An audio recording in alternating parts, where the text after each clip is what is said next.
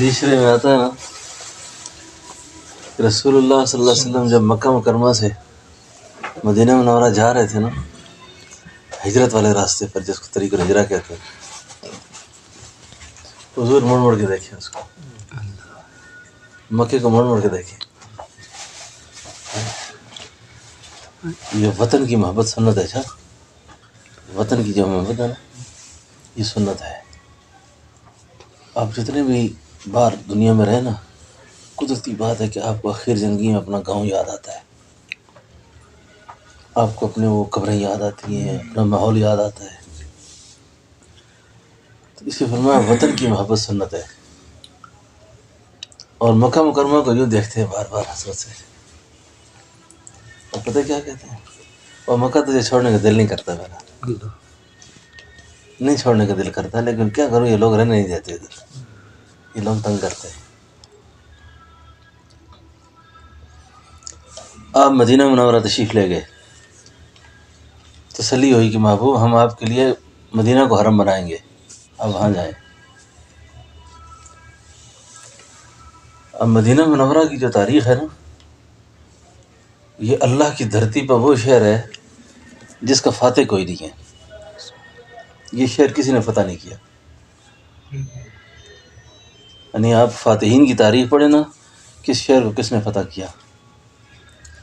تو مدینہ منورہ کی تاریخ یہ ہے کہ اس شہر کا فاتح کوئی نہیں ہے.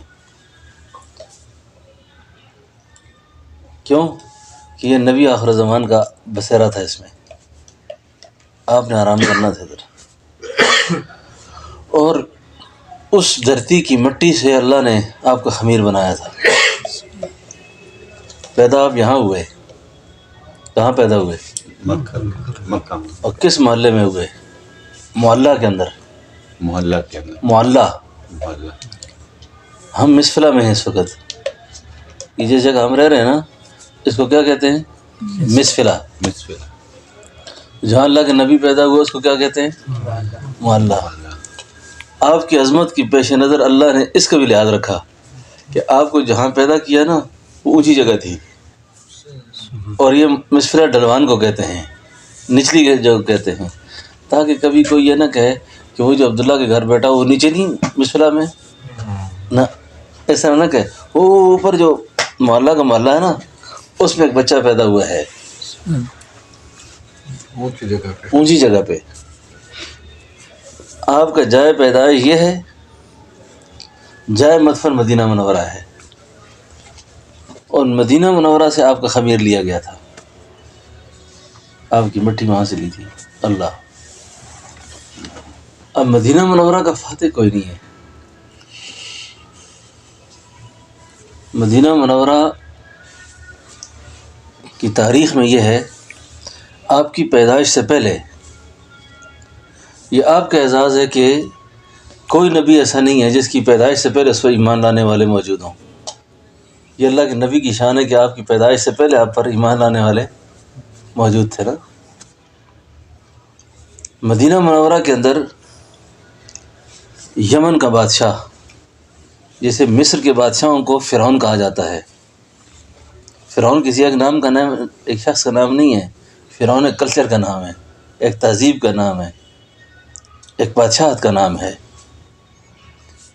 تو یمن کے بادشاہوں کو طبع کہا جاتا تھا، اس لیے کہتے ہیں کہ طبع یمن. یہ طبع یمن جو تھا نا، یہ شہروں کو رونتے ہوئے، جلاتے ہوئے جب مدینہ منورہ پہنچا تھا نا، تو کہتے ہیں کہ مدینہ منورہ جب آیا تو مدینہ طیبہ کے اندر اندھیرا چھا گیا، گپ اندھیرا ہو گیا، بادل آ گئے. ساتھ جو عالم تھا نا، راہب، اس نے کہا بادشاہ سلامت، اگر میں جان کی امان پاؤں نا تو ایک درخواست آپ سے کرنی ہے کہ آپ اس شہر کو فتح نہیں کر سکتے. کہ کیوں؟ اس نے کہا قصہ یہ ہے کہ پہلی کتابوں میں لکھا ہے، یہ جو شہر ہے نا، یہ جو اندھیری چھائی ہے اور یہ جو منظر ہوا ہے نا، یہ علامت اس بات کی ہے کہ یہاں نبی آخر زمان نے آنا ہے. تو آپ جمع خاطر رکھیں، آپ کو یہاں فتح نہیں ہو سکتی. تو میرا مشورہ یہ ہے کہ آپ تو بھائی یمن کی قسمت جاگ گئی جی. یہ بات سنی نا. اس نے کھڑے ہو کے اعلان کیا. اعلان میں کہا لوگوں گواہ رہو, اللہ آپ کی گواہ رہے, میں اس نبی پر ایمان لاتا ہوں.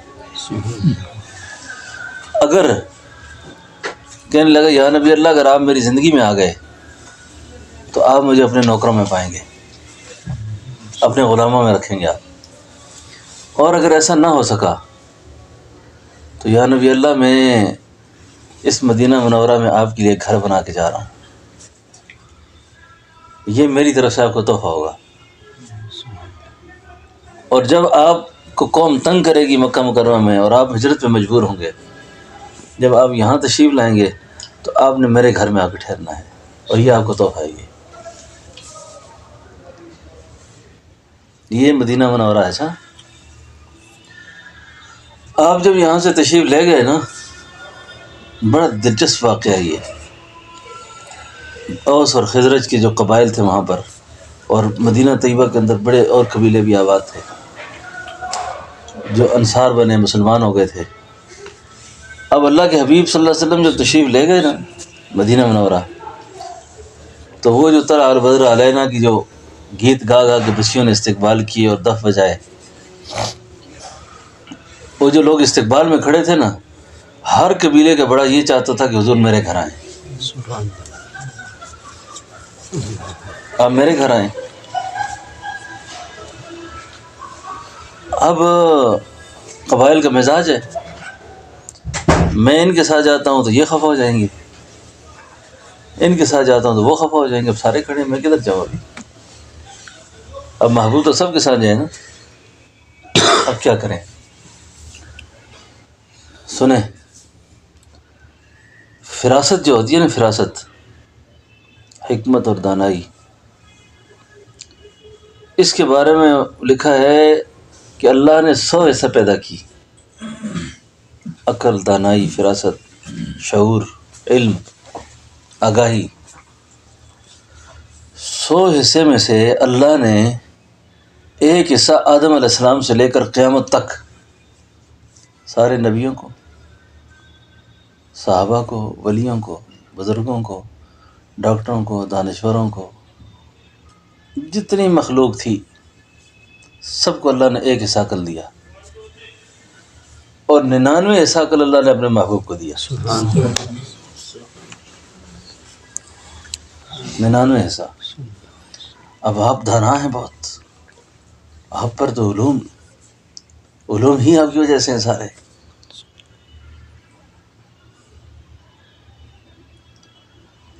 اللہ کیا کہتے ہیں جی, ایک کہتا حضور میرے گھر آئیں, دوسرا کہتے میرے گھر آئیں, تیسرا اللہ کے حبیب نے فرمایا بات سنو, یہ میری جو ڈھانچی ہے نا, میری جو سواری ہے, میں اس پہ سفر کرتا ہوں, بیٹھتا ہوں, یہ جس کے مکان پہ جا کے رک گئی نا, بس میں اسی گھر کا مہمان ہوں, فیصلہ ہو گیا. اب تو یہ تو بے زبان مخلوق ہے نا, یہ تو نہیں سمجھتی کہ کس قبیلے کے گھر جانا ہے. چلو جی,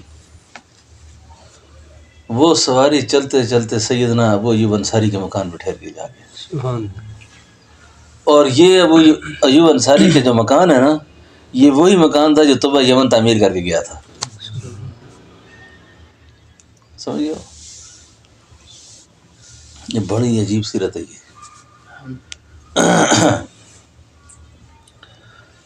اب جی اللہ کے حبیب علیہ السلام مدینہ منورہ میں آپ کا قیام ہوا. اب مدینہ طیبہ کا جو قیام ہے آپ کا, یہ بھی حرم ہو گیا. جس طرح یہ حرم ہے نا, ابھی یہاں بھی ہم نے نماز پڑھی نا, بغیر شک کے اس نماز کا وہی ثواب ہے جو اندر مسجد حرام میں پڑھی ہے. اور جو مسجد حرام کے آداب کے تقاضے ہیں وہی اثار اللہ کے حرم کے ہیں. یہ جو لوگ یہاں کی فلمیں دیکھتے ہیں نا, یا موبائل گن دیکھتے ہیں, یا کسی اور لایانی مبتلا ہوتے ہیں, یہ حرم کے تقدس کے خلاف کرتے ہیں. یہ بات, یہ حرم کی عظمت کو مجروح کرتے ہیں. اس لیے طویل قیام حرم کے اندر مکروہ ہے, بندہ آداب کا خیال نہیں کر سکتا. بعض اولیاء کرام کا نظریہ یہ تھا بس زیادہ نہ ٹھہرو حرم میں, کیونکہ ہم آداب نہیں پورے کر سکیں گے. آداب کا لحاظ رکھنا بہت ضروری ہوتا ہے. اس لیے طویل قیام مدینہ منورہ میں بھی اچھا نہیں ہے. ہاں. امام عبدالوہاب شارانی رحمۃ اللہ علیہ کی کتاب ہے، اس کا نام ہے ہم سے عہد لیا گیا. ہم سے عہد لیا گیا. وہ ہر بات میں یوں فرماتے ہیں ہم سے ہمارے مرشد نے یوں عہد لیا تھا. بات شروع اس سے کرتے ہیں.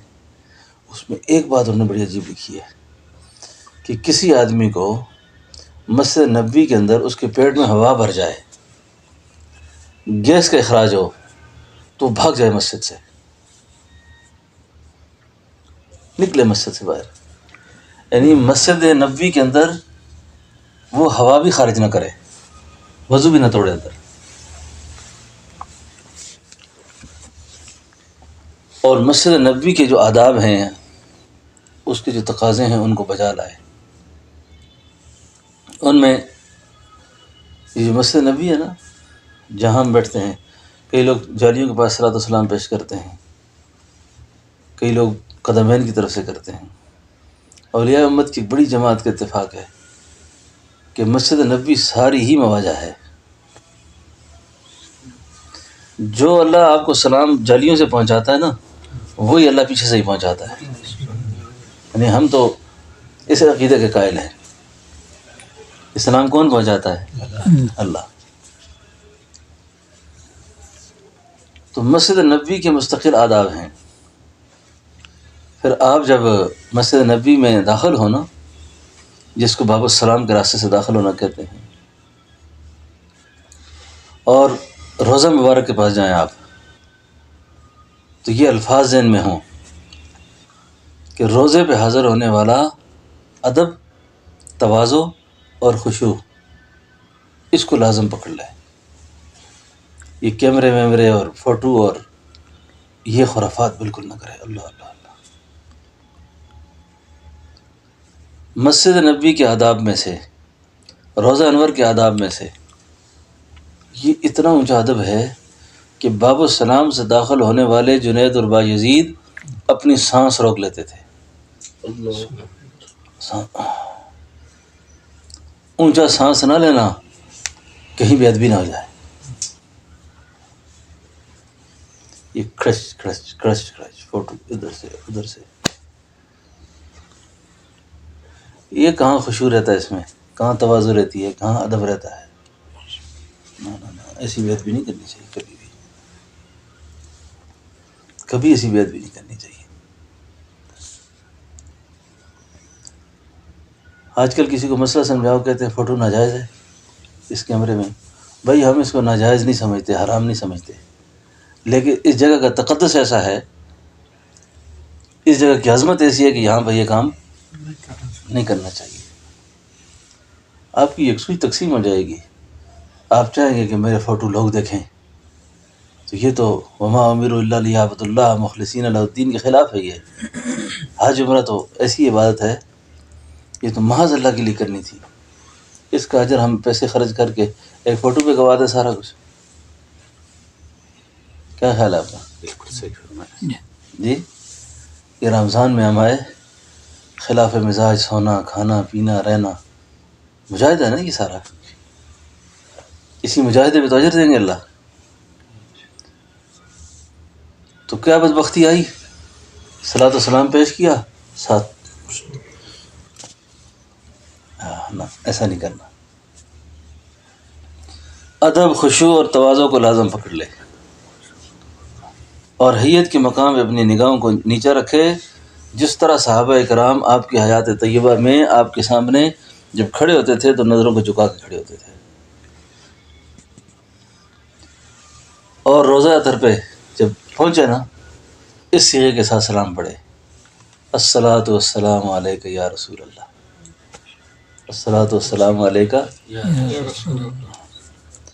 الصلاۃ والسلام علیک یا حبیب اللہ، الصلاۃ والسلام علیک یا نبی اللہ، السلام علیک ایھا النبی ورحمۃ اللہ وبرکاتہ.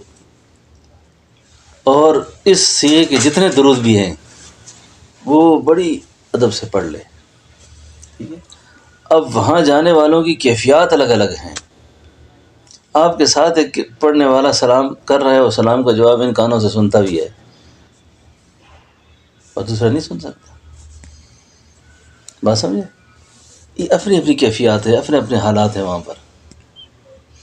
تو اس کیفیت میں نہیں، ہمیں جو شریعت نے ظاہری تعلیم دی ہے نا، ہم نے اس کا خیال رکھنا ہے. اور 2 قدم آگے چل کے اسی طرح السلام علیکم یا خلیفۃ المسلمین سیدنا ابوبکر صدیق رضی اللہ عنہ کو، سیدنا عمر کو ایسے سلام کرنا ہے. اور گزر جاؤ خاموشی سے، سلام کر کے نکل جاؤ.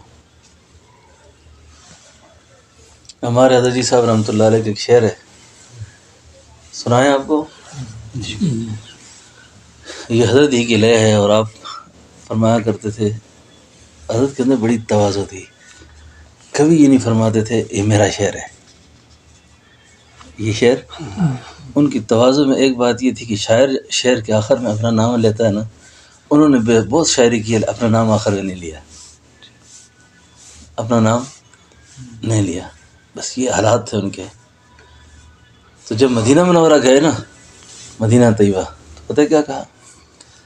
خدایا شفا یاب فرما مریض گناہ کو جو زیر علاج طبیب آ رہا ہے. خدایا شفا یاب فرما مریض گناہ کو جو زیر علاج طبیب آ رہا ہے. خدایا یہ کیا ہی مبارک سفر ہے، تیرے در پہ حاضر غریب ہو رہا ہے. منظار قبری حدیث نبی ہے، یہ اعلان حضرت عجیب ہو رہا ہے. اللہ کے نبی نے فرمایا جس نے میرے روزے کی زیارت کی اس نے میری زیارت کر لی، اور جس نے میری زیارت کی اس پر میری شفاعت واجب ہو گئی. اس لیے حضرت امام مالک رحمۃ اللہ علیہ فرماتے ہیں کہ کوئی شخص یہ نہ کہا کرے کہ میں روزہ دیکھ کے آیا ہوں، بلکہ وہ یوں کہے زرت النبی صلی اللہ علیہ وسلم، میں اللہ کے نبی کو دیکھ کر آیا ہوں. یقین جانو یہ 2.5-3 لاکھ روپیہ تو کوئی چیز نہیں ہے. زندگی لگ جائے نا، یہ جو خوشخبری ملی ہے یہ سودا سستا ہے. کیا خیال ہے؟ ہمارے پیسے پورے. یہ بات اس کو ذہن میں نہیں رکھنی چاہیے کبھی کتنا خرچہ آیا. ہمارے ایک بزرگ تھے، پیر قریشی رحمۃ اللہ خلیفہ تھے، جنرل ضیاء الحق صاحب کے زمانے میں حج کا خرچہ ہوا 38,000 روپیہ. تو کسی مرید نے کہا حضرت کہ میں حج تک ایسا اتنا مہنگا ہو گیا، حج 38,000 روپے خرچہ ہے. عارف کی نگاہ پیسوں پہ نہیں ہوتی. اچھا، انہوں نے آگے سے چیخ بھر کے فرمایا وہ میڈیکل کو 38 کروڑ جا کے نہیں، ایک دفعہ روزہ دکھا دے بس پیسے پورے سارے. اس بات کو چھوڑو، ایک دفعہ روزے کو دیکھ لیں گے بس پیسے پورے ہو جائیں گے ہماری، کیونکہ شفاعت ہو جائے گی، ہماری نجات ہو جائے گی ہماری. کیا خیال ہے جی؟ سمجھے نا؟ کتنے پیسے ہمارے فالتو چیزوں میں ضائع ہوتے ہیں، کھانے میں، پینے میں، ہاں جی، اور لغویات میں، فضولیات میں. میں تو کہتا رہتا ہوں زیادہ نہ ہو سکے نا سال میں پیسے تھوڑے تھوڑے کر کے رکھ دے آدمی، ایک بار آ کر کعبے کو دیکھ لے، 2 دن یہاں گزار دے، 2 دن مدینہ طیبہ میں گزار دے، گھر چلا جائے، یہ کافی ہے، بس کافی ہے. عبادات جتنی بندہ یکسوئی سے اپنے گھر میں کر سکتا ہے یہاں نہیں کر سکتا. اعمال جتنی تلاوت ذکر وغیرہ کر سکتا ہے نا وہ یہاں نہیں کر سکتا. یہاں اصل میں کوئی اور چیز ملتی ہے.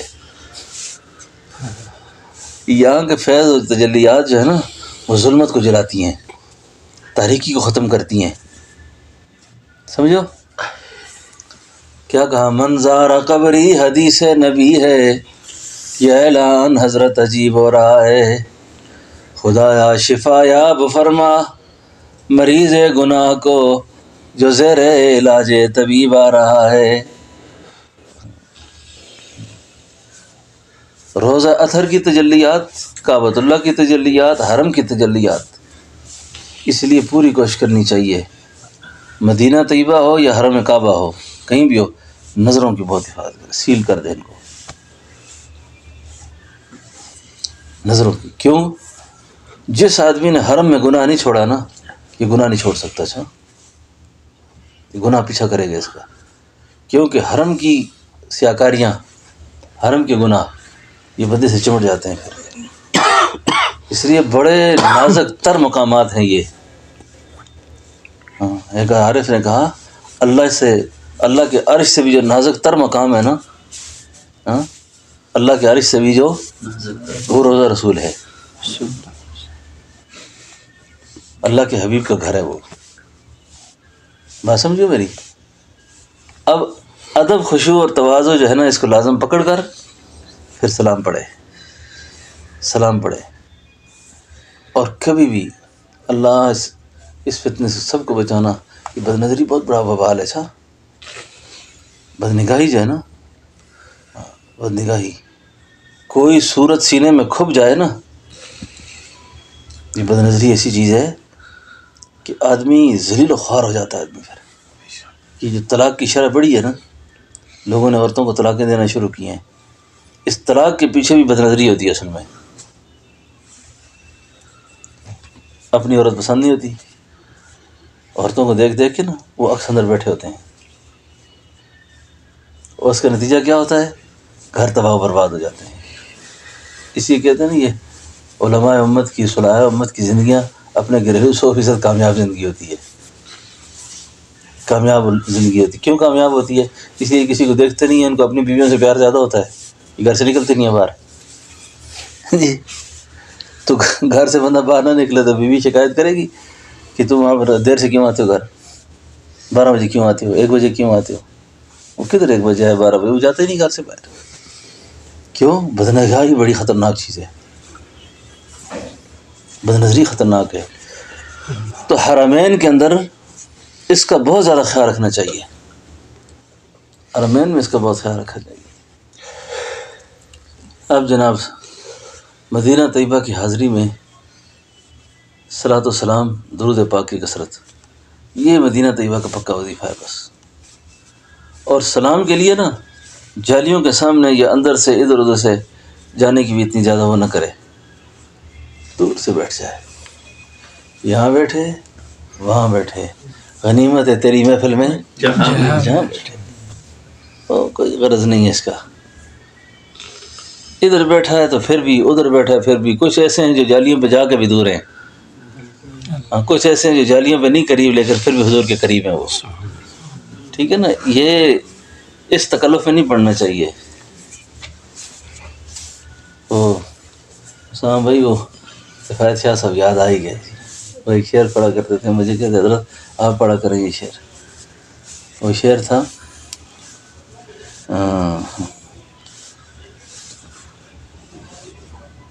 طیبہ سے منگائی جاتی ہے، طیبہ سے منگائی جاتی ہے، دھو دھو کے پلائی جاتی ہے. طیبہ سے منگائی جاتی ہے، دھو دھو کے پلائی جاتی ہے. توحید کی میں ساغر سے نہیں نظروں سے پلائی جاتی ہے. توحید کی میں ساغر سے نہیں، مسجد میں نہیں، معبد میں نہیں، مندر میں نہیں. سنا ہے کتاب عشق تیرے کوچے میں پڑھائی جاتی ہے. سنا ہے کتاب عشق تیرے کوچے میں پڑھائی جاتی ہے. اللہ شاہ صاحب کی کوشش کرے، اللہ اس کی مغفرت کرے، دوسرے بھائی کی بھی اللہ مغفرت کرے. تو آداب کا لحاظ رکھے، بس آداب کا لحاظ رکھے. یہ قاضی ایاز رحمۃ اللہ علیہ کی کتاب کے حوالے سے میں نے ایک درود عرض کیا تھا، یاد ہے آپ کو کہ 70 دفعہ پڑھے تو صلی اللہ علیہ کا کیسے وہ 71 دفعہ پڑھ لیں، اس کے بعد جو دعا مانگیں گے روزہ تر پہ جانے سے پہلے کیا پڑھنا ہے؟ صلی اللہ علیہ کا یا محمد. 71 دفعہ پڑھ لے اور اس کے بعد دعا مانگے اللہ سے. قاضی ایاز شفا کتاب ہے، اس میں فرماتے ہیں اللہ اس شخص کی دعا کو رد نہیں کریں گے. اور روزے پہ جانے والا روزے پہ جانے سے پہلے کوشش کرے کہ 1000 بار انا اعطیناک کل کوثر پڑھ لے، سورہ کوثر پڑھ کے جائے 1000 دفعہ. 1000 دفعہ.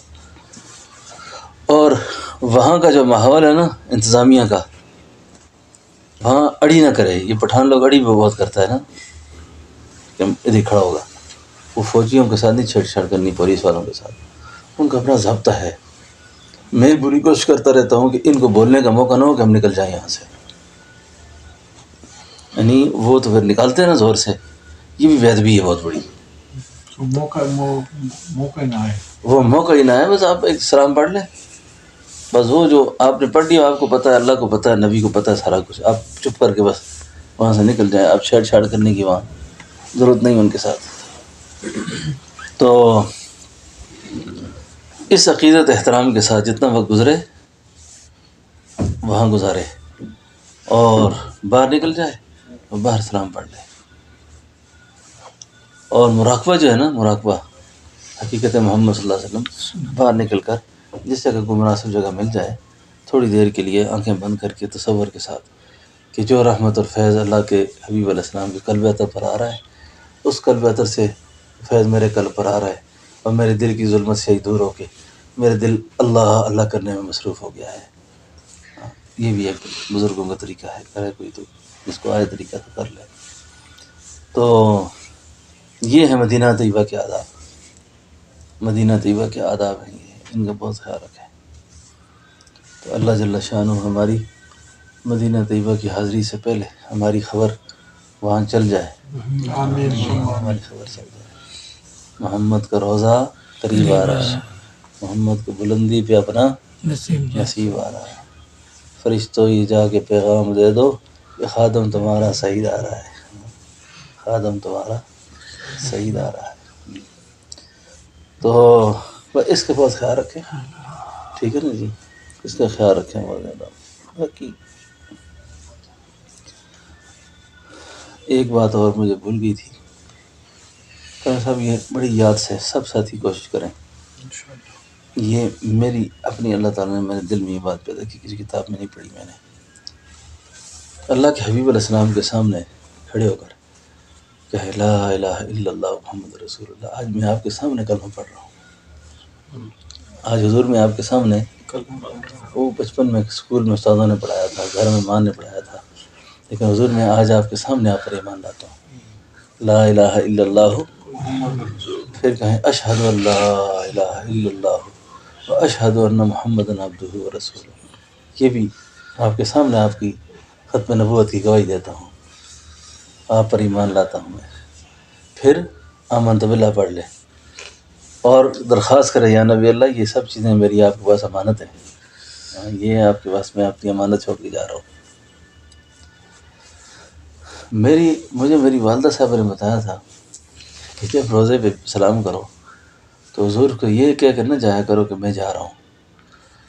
والدہ ہماری نے اپنی ہندکو زبان میں مجھے کہا تھا کہ میری عادت یہ ہے کہ میں کہا حضور میں تو سنگل بدیا ہو کے نہیں جا رہا، حضور میں آپ سے رخصت ہو کے نہیں جا رہا، میں یہیں پر ہوں، بس رخصت ہو کے گیا تو پھر تو گیا نا، میں اپنی روح کو یہیں چھوڑ کے جا رہا ہوں، میں اپنی روح کو یہی چھوڑ دوں۔ شاعر کیا کہتا ہے مفتی صاحب، دل وہیں رہ گیا جہاں وہیں رہ گئی، قلب حیراں کی تسکین وہیں رہ گئی، دل وہیں رہ گیا جہاں وہیں رہ گئی۔ مدینہ طیبہ کی جناب اپنی کشش ہے، اچھا تو مدینہ طیبہ کے اپنے حالات ہیں۔ مجھ سے قاضی نے پوچھا یہ کیا وجہ ہے، میں نے اسے کہا اللہ ہر جگہ ہے، نبی ایک ہی جگہ ہے، اللہ ہر جگہ ہے، اللہ ہر جگہ ہے نا، لیکن نبی ایک ہی جگہ پر ہیں جی۔ کسی نے پوچھا مکہ افضل ہے کہ مدینہ افضل ہے، امام مالک رحمۃ اللہ فرماتے مدینہ افضل ہے۔ جی کیوں؟ فرمایا ہمیں اللہ کا کیا پتہ تھا، تو نبی سے پتہ چلا ہمیں۔ اور آپ کا روضہ اطہر جہاں برام فرما ہے وہ اللہ کے عرش سے بھی اس جگہ کی فضیلت زیادہ ہے، اللہ کے عرش سے بھی زیادہ ہے۔ تو بس صلاۃ و سلام پیش کرنا، درود شریف پڑھنا، اس کا اہتمام کرنا ہے۔ ربنا تقبل منا انک انت السمیع العلیم وتب علینا انک انت التواب الرحیم۔ اے اللہ رات کے اس حصے میں تیرے حرم میں بیٹھے ہوئے ہیں یا اللہ، یا اللہ تو اپنے خاص فضل و کرم سے مکہ مکرمہ کی اس سفر کی ہماری آج کی آخری رات کا آخری پہر ہے یا اللہ ہم تجھ سے بخشش کا سوال کرتے ہیں یا اللہ، اپنی نجات کا سوال کرتے ہیں یا اللہ، اپنے گناہوں سے معافی کا سوال کرتے ہیں، اپنی خطاؤں کو درگزر ہونے کا سوال کرتے ہیں۔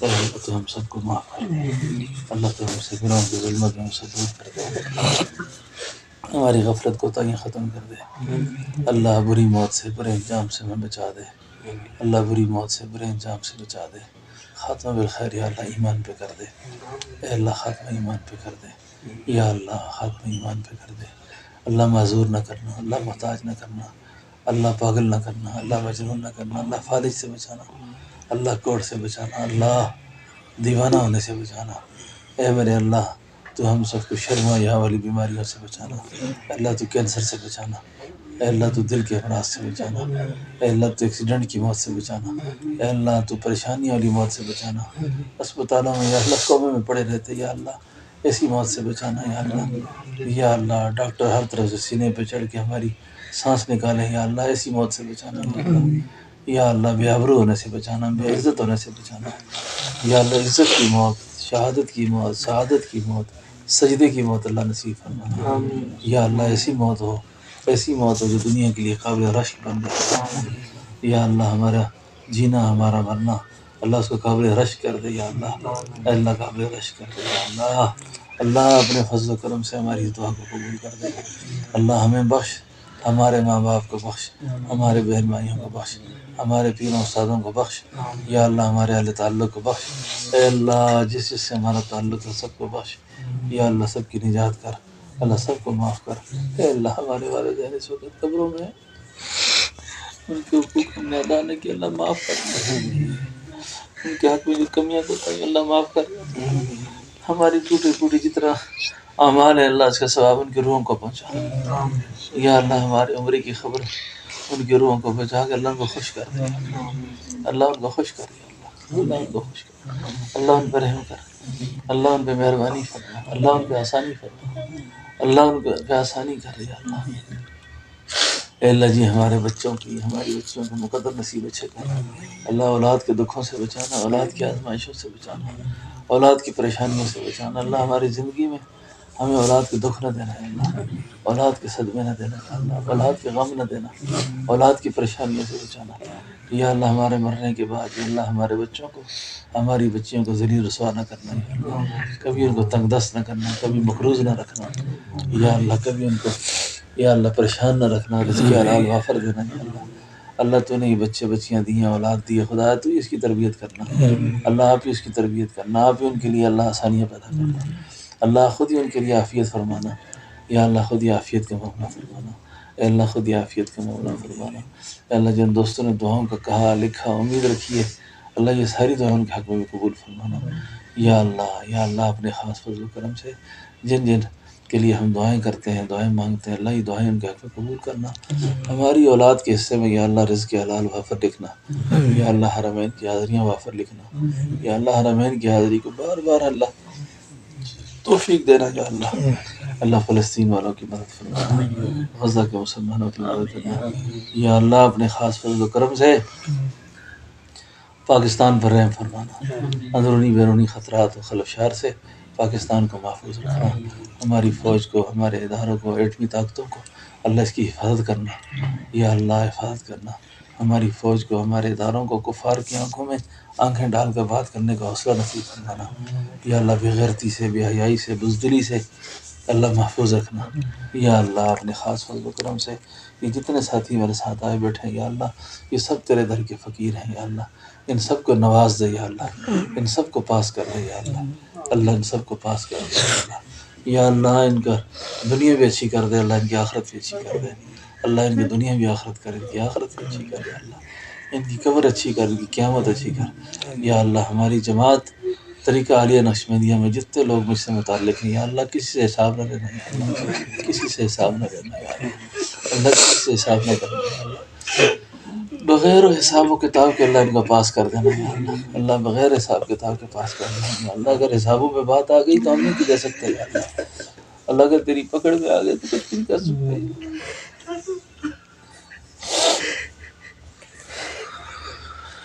یا اللہ بغیر حساب کتاب کے سب کو معاف کر دینا، سب کو بخش دینا. تجھے کون پوچھنے والا؟ یا اللہ اگر اس جماعت کو تو بخش دے، تجھے کون پوچھتا؟ یا اللہ جس طریقے تک میرا طریقہ پہنچا، یا اللہ کسی کو شکی نہ رکھنا، بدبخت نہ رکھنا. یا اللہ سب کو سعادت مند کر دینا. یا اللہ جو اس نسبت کو قبول کرے، یا اللہ قیامت تک اس کی نسلوں میں اولیاء کاملین پیدا کرنا. یا اللہ اس کے طریقے میں اولیاء کاملین پیدا کرنا. یا اللہ یا اللہ اس کو جادو، نظر، حسد، فتنہ، دجال، شیاطین، نفس و شیاطین، اللہ سارے باطل کو اس کے سامنے پاش کر دینا. اللہ قل جاء الحق وزهق الباطل ان الباطل کان زہوقا. یا اللہ سارے باطل کو ہمارے ان فقیروں کے سامنے ختم کر دے. یا اللہ ان کے سامنے ختم کر دے. جو باطل پہ ان کی نظر پڑے یا اللہ وہ جل کے ختم ہو جائے. یا اللہ تباہ برباد ہو جائے. یا اللہ ختم ہو جائے. یا اللہ یا اللہ ان کو ایسی قوت نصیب فرما دے. یا اللہ ایسی طاقت نصیب کر دے. یا اللہ آخر زمانہ ہے، یا اللہ اس جماعت کو تو دجال کے فتنے کے تعاقب میں قبول کر دے، شیاطین کے خلاف قبول کر دے. یا اللہ دشمن کے خلاف قبول کر دے. یا اللہ ان کی ایک ایک نگاہ، یا اللہ ایک ایک نگاہ ہزاروں اولیاء اللہ کی نگاہ پہ بھاری کر دے. یا اللہ ہزاروں اولیاء کی نگاہ پہ بھاری کر دے. یا اللہ ان کو کامیاب کر دے. یا اللہ ہماری ساری جماعت کو کامیاب کر دے. ہمارے مرکز و خانقاہ کے گیٹ سے داخل ہونے والے ہر آدمی کو یا اللہ بخش دے. ہر آدمی کو معاف کر دے. یا اللہ ہر آدمی کو درگزر کر دے. یا اللہ قیامت تک اس مرکز میں جو بھی آئے اللہ فتنہ دجال سے اس کو بچانا. جادو، نظر، حسد، فتنہ دجال، شیاطین آتے یا اللہ یہ ساری ظلمتیں سے دور کر دینا. آتے یا اللہ یہ سارے فتنے سے ختم کر دینا. تزکیہ نفس، تصفیہ قلب نصیب کرنا. یا اللہ اس مرکز کا در و دیوار قیامت تک لوگوں کو فیض دیتا رہے. یا اللہ سب کو بخش دے، سب کو فیض دیتا رہے، سب کو معاف کر دے. یا اللہ یا اللہ ہماری ساری جماعت جہاں جہاں ساتھی ہیں یا اللہ سب کو کامیاب کر دے. اللہ سب کو کامیاب کر دے. اے اللہ ہمارے حافظ ادریس صاحب کوئٹہ میں بیمار ہیں، یا اللہ اس کو سارے میں تکلیف ہے، تو اپنے فضلوں سے اس کی تکلیف کو دور کر دے. اور کوئی دوست بیمار ہیں، کینسر کے کچھ مریض ہیں، کچھ اور بیماریاں مبتلا ہیں، یا اللہ یہ قبولیت کا رکھتے. یا اللہ ان سب کو صحت دے دے. اللہ میری معذوری کو اللہ ختم کر دے.